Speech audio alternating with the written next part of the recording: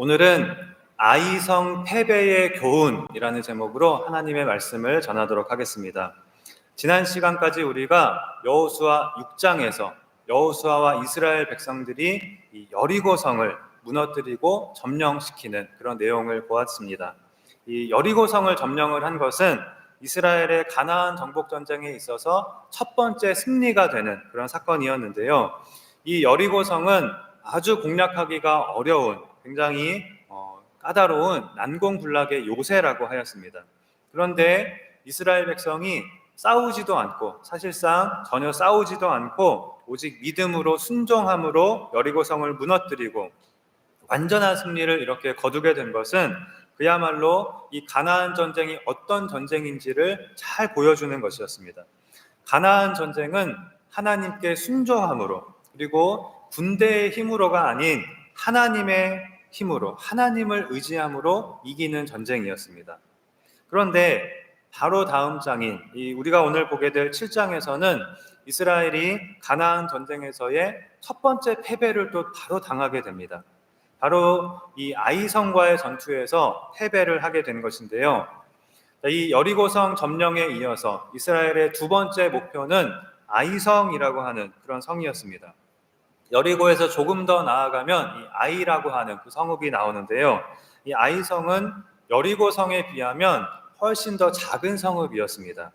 그러나 여리고성과 다른 점은 여리고성과는 달리 산지에 위치하고 있는 그런 성읍이라서 굉장히 높이 해발 800m 정도 되는 꽤 높은 곳에 산지에 위치하고 있는 성읍이었습니다. 그래서 공략하기가 결코 쉽지만은 않은 그런 성이라고 할 수가 있습니다. 바로 이 아이성과의 전투에서 이스라엘은 첫 번째 패배를 당하고 맙니다.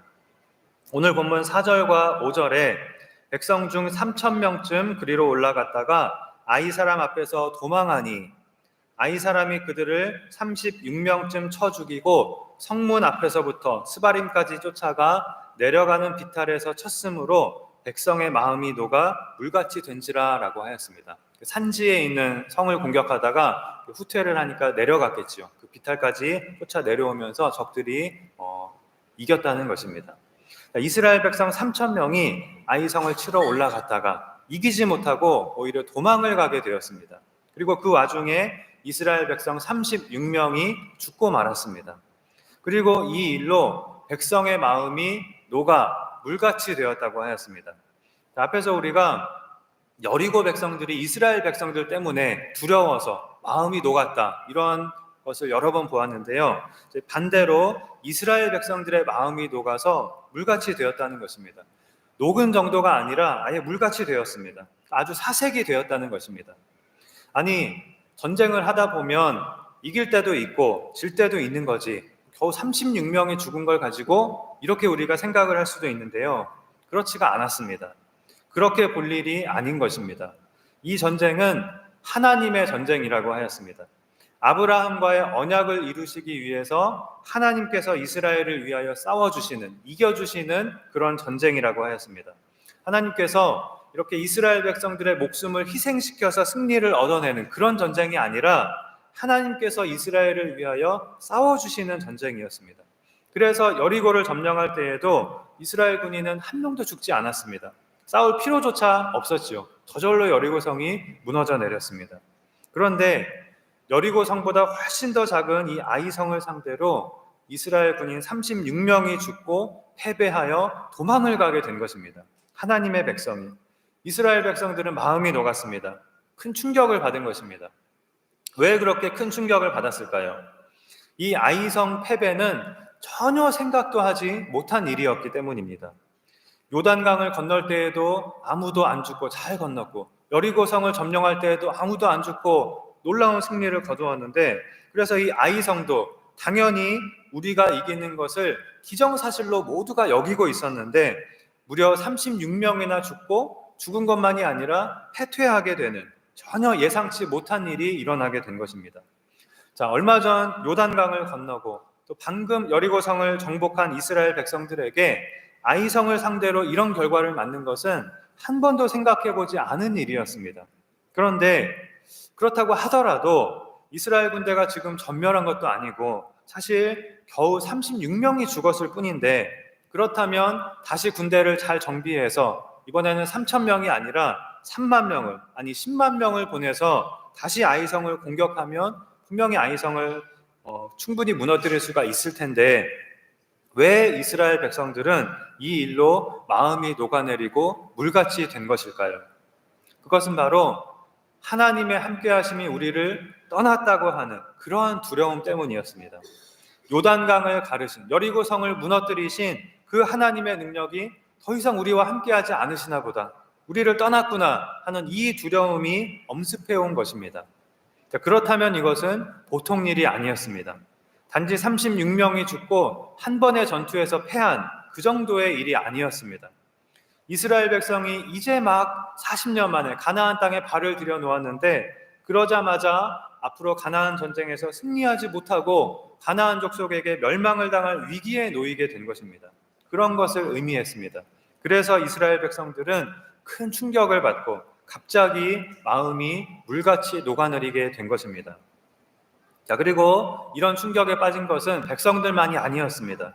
6절에 보면 여호수아가 옷을 찢고 이스라엘 장로들과 함께 여호와의 궤 앞에서 땅에 엎드려 머리에 티끌을 뒤집어 쓰고 저물도록 있다가 라고 하였습니다. 여호수아와 또 백성의 장로들이 이 사태의 심각성을 깨닫고 이들도 함께 마음이 녹아내린 상태에서 이제 하나님께 부르짖기 시작한 것입니다. 그러자 하나님은 여호수아에게 이들이 너희가 왜 아이성 전투에서 패배하였는지 그 이유를 여호수아에게 가르쳐 주시는데요. 그래서 이스라엘 백성은 하나님께서 가르쳐 주신 그 잘못을 바로잡고 8장에 가서 다시 아이성을 공격해서 결국에는 아이성을 점령을 하게 됩니다. 자, 이처럼 여호수아 7장은 이스라엘이 아이성 전투에서 패배한 내용을 기록을 하고 있는데요. 단지 패배한 것을 기록하고 있는 것이 아니라 왜 패배하였는지에 대하여 다루고 있는 것이 7장의 내용입니다. 그 7장의 내용을 읽어보면 이스라엘이 아이성 전투에서 패한 이유는 크게 두 가지였음을 우리가 찾아낼 수가 있는데요. 첫 번째 이유는 오늘 본문 1절에 이렇게 밝히고 있습니다. 이스라엘 자손들이 온전히 바친 물건으로 말미암아 범죄하였으니 이는 유다 지파 세라의 증손 삽디의 손자 갈미의 아들 아간이 온전히 바친 물건을 가졌습니다. 여호와께서 이스라엘 자손들에게 진노하시니라. 자, 여기 많은 이름이 나오는데 다 중요한 것은 아니고 이스라엘 백성 중에 아간이라고 하는 그 사람이 하나님께 온전히 바쳐진 물건을 자신이 취하였다는 것입니다. 즉 하나님의 것을 도둑질하였다는 것입니다. 그래서 하나님께서 진노하셔서 이 아이성 전투에 함께하지 않으신 것입니다. 바로 이 아간의 범죄가 이스라엘이 아이성 전투에서 패배하게 된 첫 번째 이유였는데요. 바로 이 아간의 범죄에 대해서 다루고 또 이 문제를 해결하는 것이 7장의 주된 내용입니다. 7장의 거의 모든 내용이 이 아간의 범죄에 대해서 다루고 있습니다. 그러다 보니까 이 아간의 범죄에 집중하다가 우리가 7장에서 아이성 패배의 이 두 번째 이유를 간과하기가 매우 쉬운데요. 두 번째 이유가 또 있었습니다. 그것은 이들이 잘 읽어보면 여리고성 때와는 달리 하나님을 의지하지 않았다는 것입니다. 왜 하나님을 의지하지 않았을까요? 여리고에서의 놀라운 승리로 인하여서 백성들 전체가 자신도 모르게 교만해진 것입니다.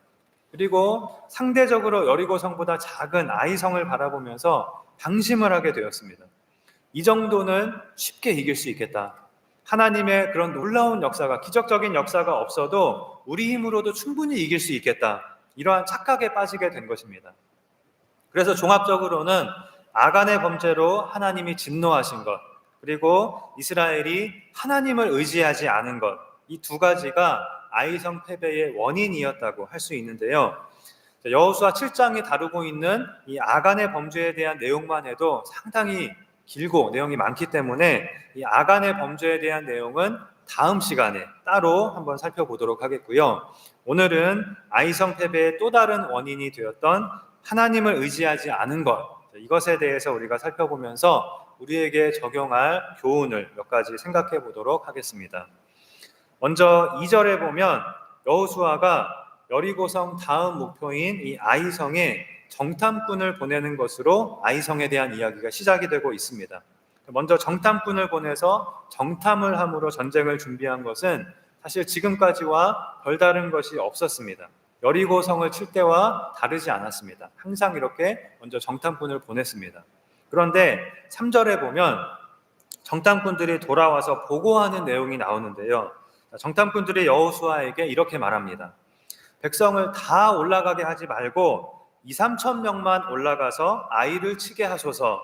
그들은 소수이니 모든 백성을 그리로 보내어 수고롭게 하지 마소서. 정탐꾼들이 아이성에 대해서 보고한 내용은 간단했지요. 그들은 소수이니라는 것이었습니다. 수가 적은 아주 작은 성읍입니다. 이것이 이들의 보고였습니다.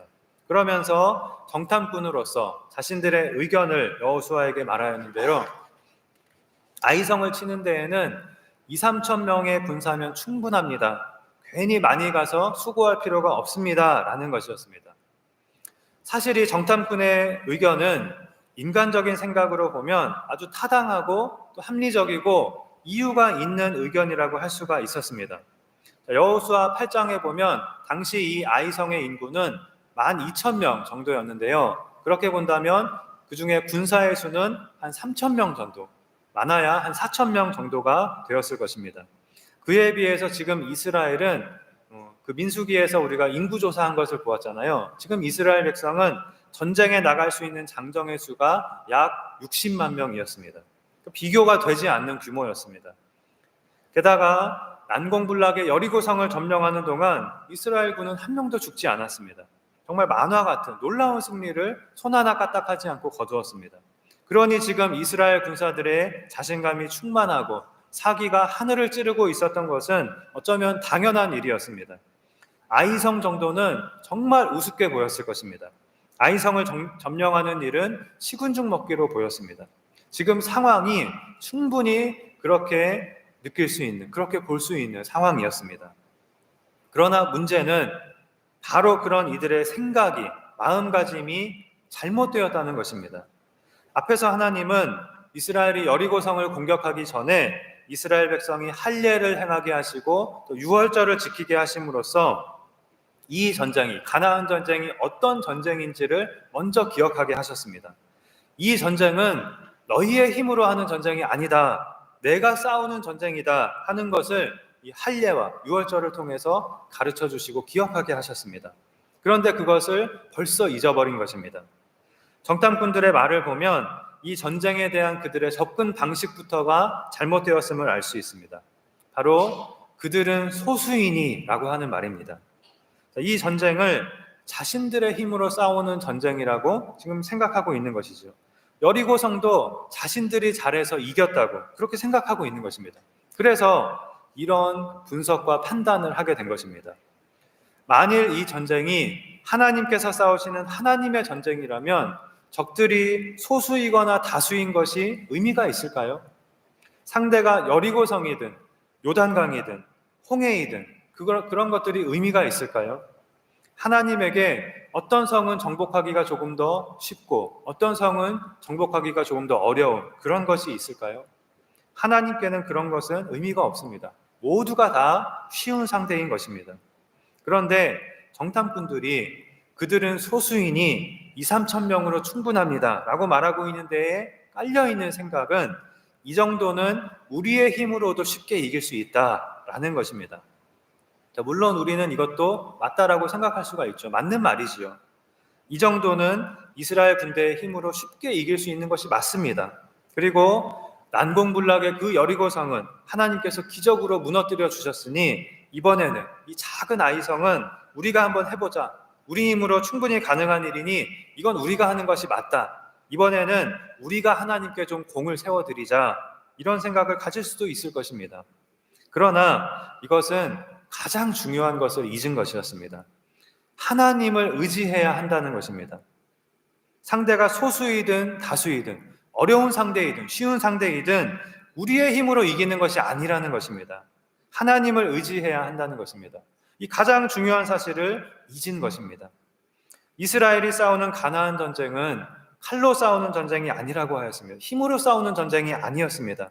물론 겉으로 보여지고 있는 형식은 물론 칼을 가지고 싸우는 전쟁이지만 절대로 그런 전쟁이 아닌 것입니다. 믿음과 순종의 승패가 달려있는, 즉 믿음과 순종으로 싸우는 전쟁이라고 하였습니다. 이것이 하나님의 백성의 삶의 원리인 것입니다. 우리 그리스도인의 삶의 원리입니다.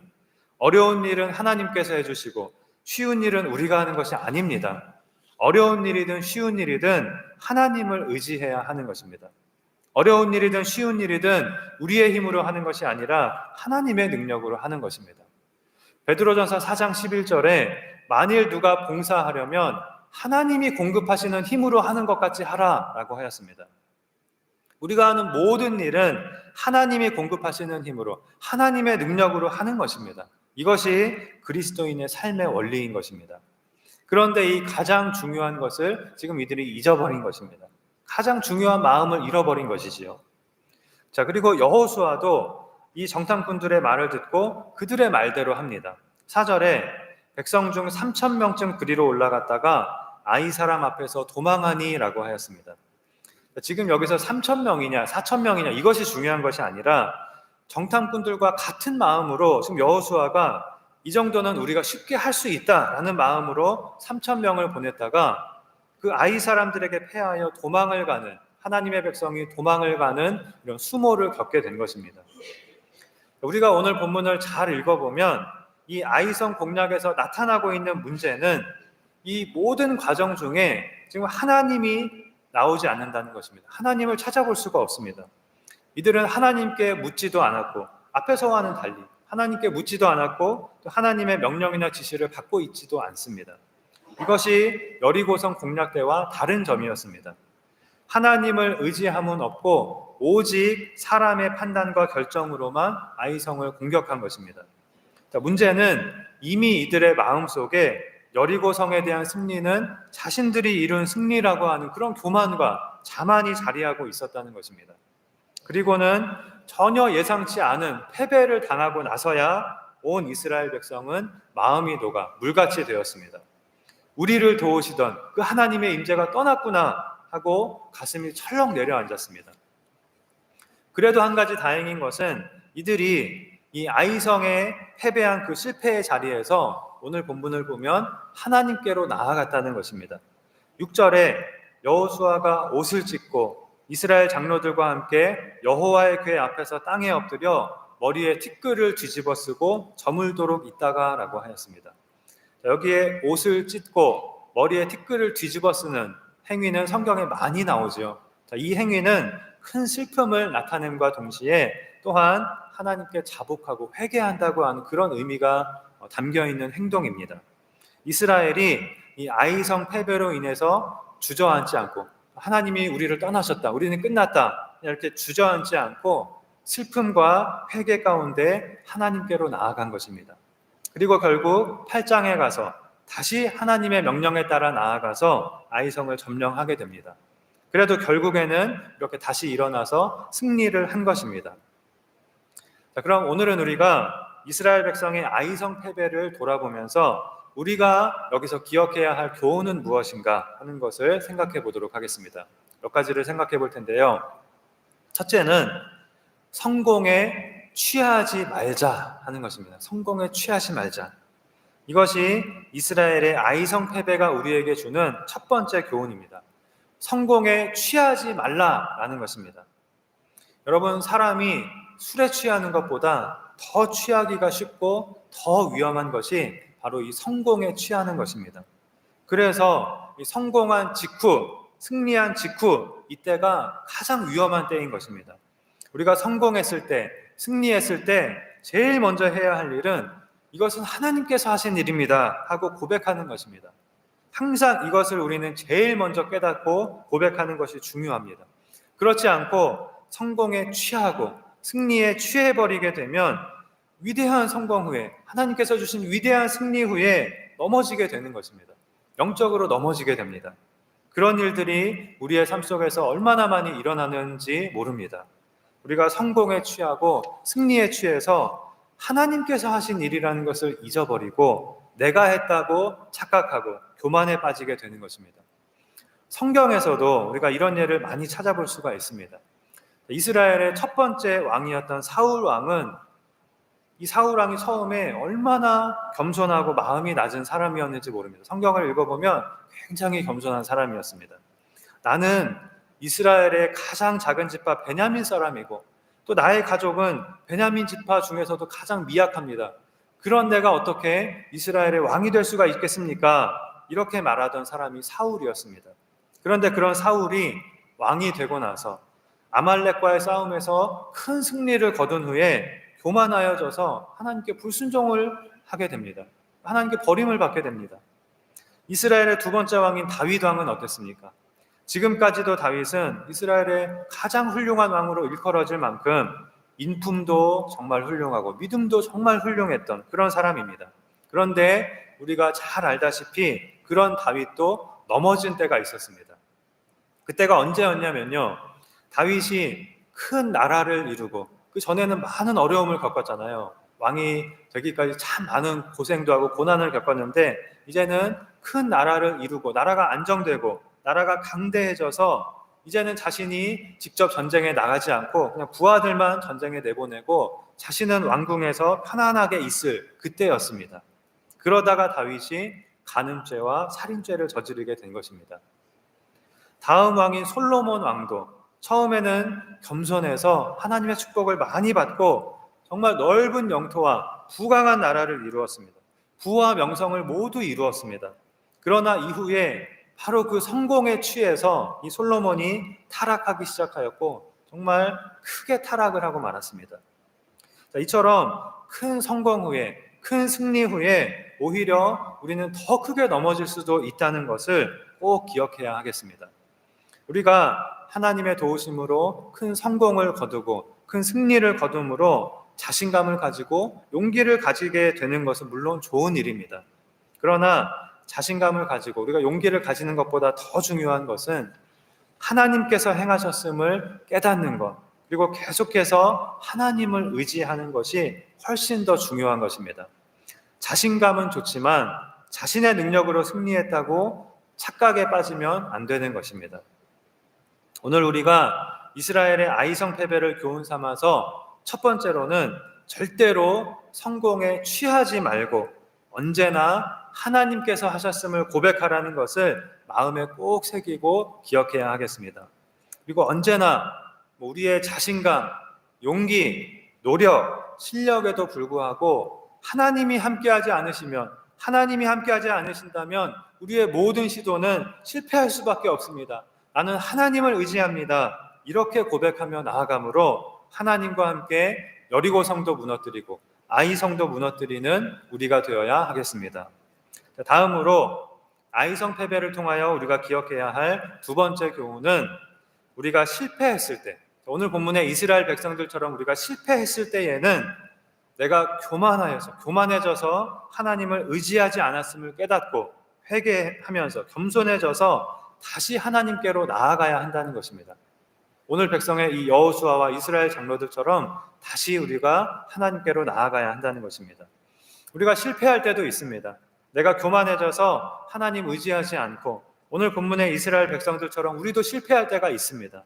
그럴 때 중요한 것은 그 실패의 자리에서 반드시 하나님께로 나아가야 한다는 것입니다.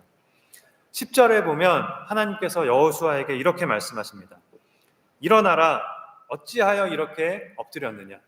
티끌을 뒤집어 쓰고 막 슬퍼하면서 회개하고 있는 여호수아에게, 절망하고 있는 여호수아에게 하나님께서 일어나라, 너 왜 그러고 있느냐라고 말씀을 하십니다. 무슨 말입니까? 죄를 깨닫고 회개하는 것도 물론 중요하지만 거기에서 그냥 주저앉고 절망으로 나아가서는 안 된다고 하는 말입니다. 여호수아야, 너 그냥 그렇게 실패하고 끝날래? 절망만 하고 있을래?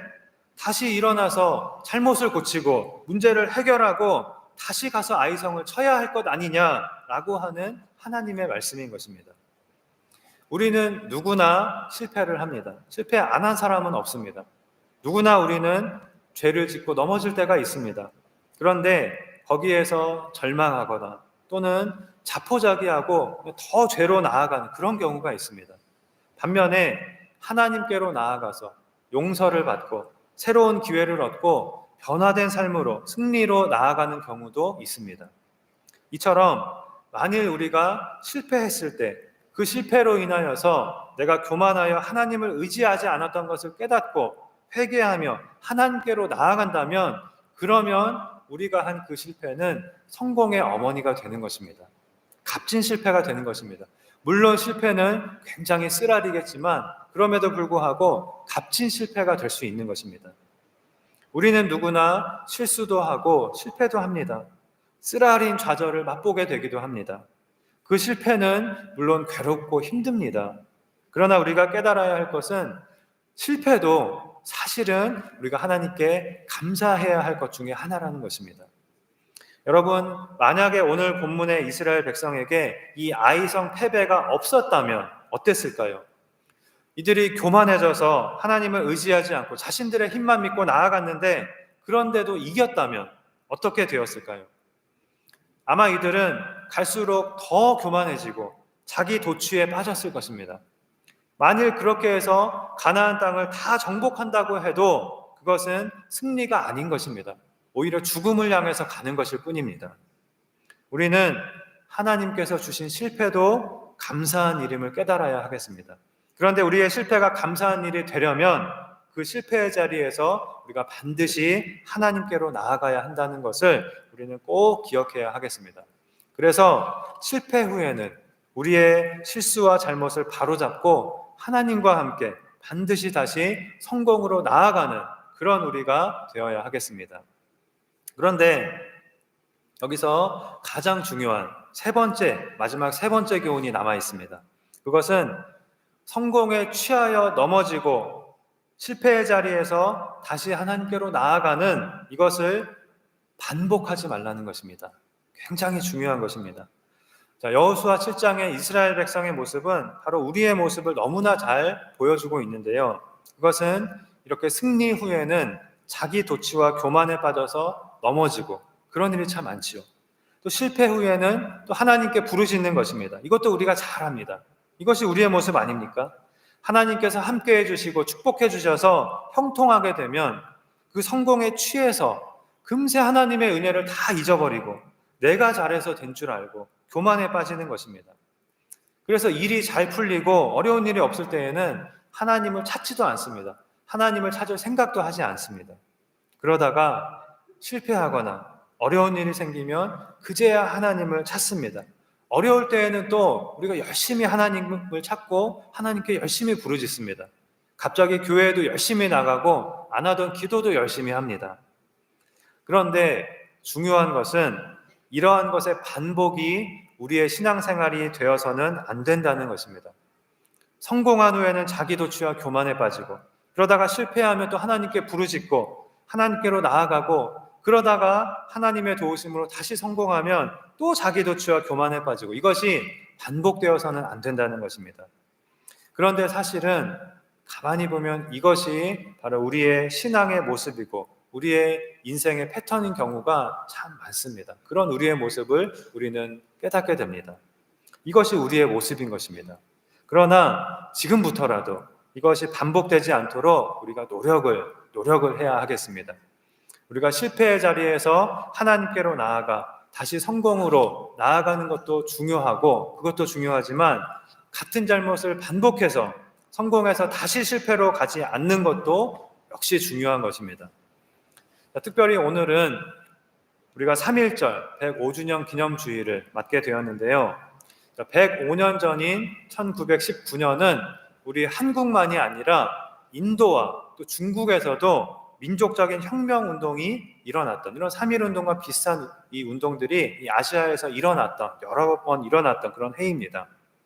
모두 외세의 침략에 대항해서 자유를 외친 그런 운동이었는데요. 그 중에서도 제일 먼저 일어났던 이 3.1운동은 인류의 역사에 정말 길이 남을 위대한 정말 뛰어난 독립선언문과 전 민족적인 만세운동으로 전 세계에 큰 영향을 미친 위대한 독립운동이었습니다. 특별히 3.1운동은 전 민족적인 독립운동이기는 하였지만 그리스도인들이 주동이 되고 주도하여서 일어났던 그런 운동이고 거의 모든 그리스도인들이 참여하였던 신앙운동으로 전개되기도 하였던 그런 신앙운동이기도 한데요. 그런 이유로 이 수원의 제암리교회에서는 제암리교회 사건이라고 유명한 사건이 있었죠. 이 수원의 제암리교회에서는 일본 헌병들이 예배당에 교인들을 다 몰아넣고 불을 지릅니다. 뛰쳐나오는 교인들을 총으로 쏴서 죽이고 불태워 죽인 그런 비극적인 일이 있었고요.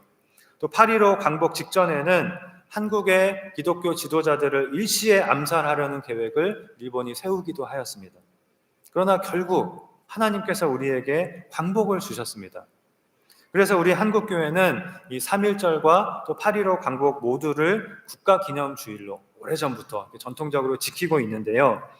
하나님께서 우리의 선조들에게 인류 역사의 길이 남을 위대한 3.1운동을 하게 하시고 또 광복도 선물로 주셨다면 이제 우리가 할 일은 우리나라가 계속해서 하나님의 복을 받는 나라가 되게 하는 일일 것입니다. 그러기 위해서 우리가 오늘 기억할 것은 언제나 우리가 하나님의 은혜를 잊지 말고 자기 도취에 빠져서 자만하거나 교만하게 되지 않도록 조심해야 한다는 것입니다. 특별히 지금까지의 우리나라의 역사 중에서 가장 우리 대한민국이 여러 가지 분야에서 두각을 정말 전 세계에 많이 나타내면서 또 전 세계의 주목을 특별히 우리나라가 많이 받고 있고 우리나라의 위상도 이전과 달리 세계에서 굉장히 우리의 위상이 높아진 그런 독특한 때를 정말 제가 볼 땐 정말 독특한 때를 우리가 살고 있는 것 같습니다.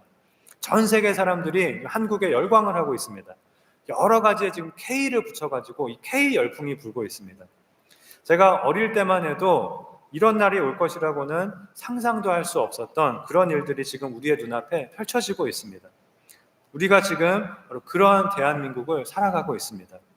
다시 말하면 그 어느 때보다도 우리가 성공에 취하지 않도록 조심해야 하고 교만에 빠져서 하나님의 도우심을 잃어버리고 실패하게 되는 일이 없도록 조심해야 하는 때가 바로 지금인 것입니다.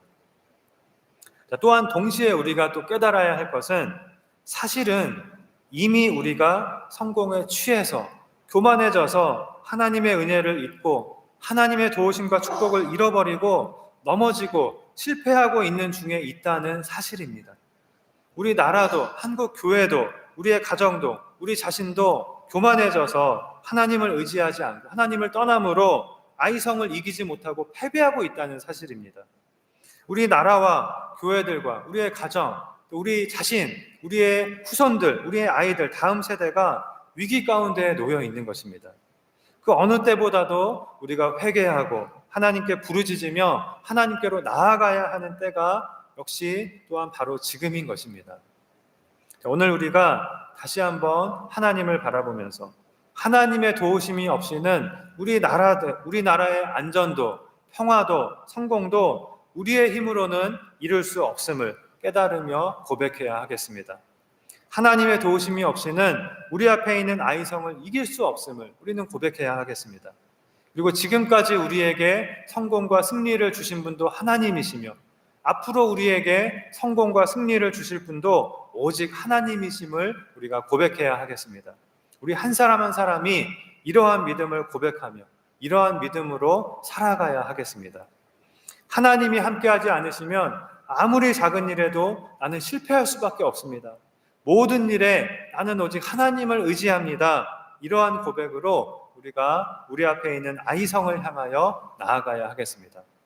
그럼으로써 우리가 어떠한 실패를 경험하였고 어떠한 실패의 자리에 있을지라도 다시 하나님의 은혜를 붙들고 하나님께서 주시는 성공과 승리로 나아가며 또한 어떠한 성공과 승리 후에도 모든 것이 하나님께서 하신 일임을 깨닫고 고백함으로 아이성을 지나 약속의 아름다운 땅으로 계속해서 나아가는 우리 모두가 되고 또한 우리 나라와 교회와 가정이 계속해서 하나님이 함께 하시며 하나님의 복을 받는 그런 하나님의 나라, 하나님의 교회, 하나님의 가정이 되기를 주님의 이름으로 축원합니다. 기도하시겠습니다. 하나님 아버지, 하나님께서 우리에게 성공과 승리를 주셨을 때 그 성공에 취해서 교만해져서 실패로 나아가지 말고 또한 실패했을 때에는 내가 하나님을 의지하지 않았음을 깨닫고 회개하며 하나님께로 나아가라는 교훈을 주신 것을 감사합니다. 우리가 어떠한 성공의 자리에 있든지 어떠한 실패의 자리에 있든지 항상 이것을 기억하며 모든 일에 오직 하나님을 의지함으로 여리고성을 정복하고 아이성을 정복하며 약속의 아름다운 땅에 거하는 하나님의 축복을 다 누리게 하여 주시옵소서. 믿사오며 예수님의 이름으로 기도하옵나이다. 아멘.